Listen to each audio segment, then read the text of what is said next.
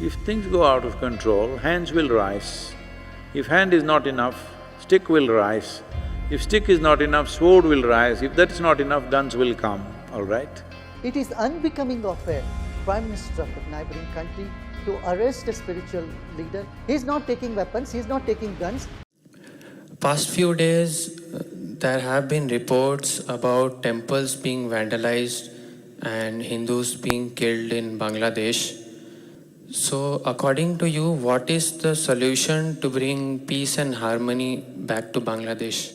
See, Bangladesh is only 50 years old and it went through an upheaval, unimaginable levels of violence at that time, and then a new country was formed out of that. But these unfortunate events are not just happening now, has been happening off and on. There are various forces behind these kind of things. So one important thing that we need to understand is, it is happening.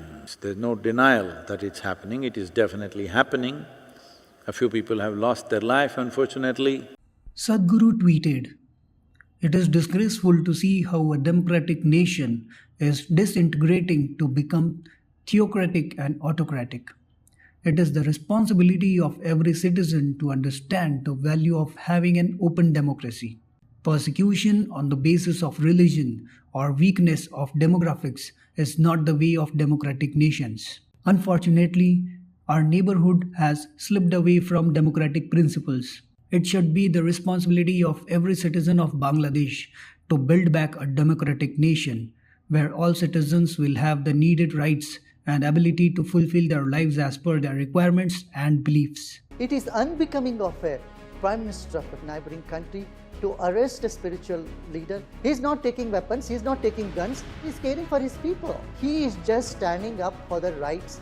We expect much more from Professor Muhammad Yunus, who has got Nobel Peace Prize for bringing peace and security to people, and that's why he has been put there as a Prime Minister. We will not expect him to take such action which would further create more tension between the communities. So having said that, how do you stop this? Well, you can send the police. If it doesn't control, you can send the army, you can shoot a few people, you can bring it under control. This is not going to go like that. It can be stopped like that for that moment. But if you want this to go, there's only one story.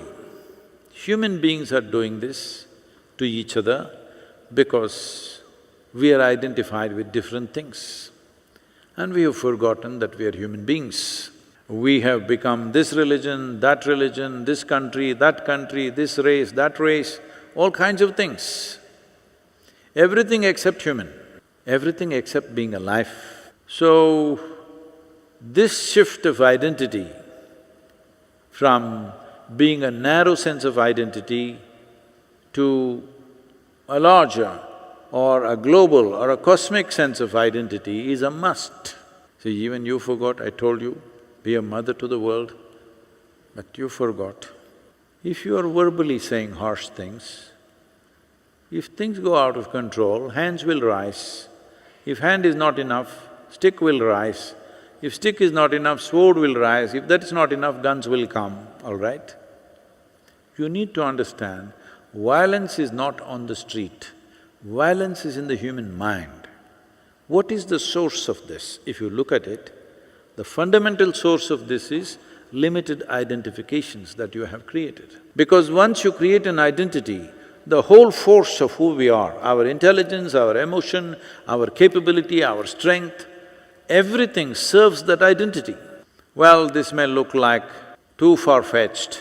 For thousands of years you've tried to settle your problems by beating them down or doing something else. Has it worked? Anytime it can explode all over the place, isn't it?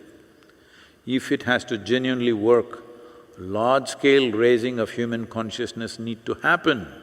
If you're not willing to invest in that, you will suffer this endlessly for always. Will all problems go away tomorrow morning? No. But tomorrow morning when you wake up, will you try to at least eliminate one problem, which is you? To get free tips on food, health, Ayurveda, lifestyle, and yoga by Sadhguru, please join our WhatsApp and Telegram link below.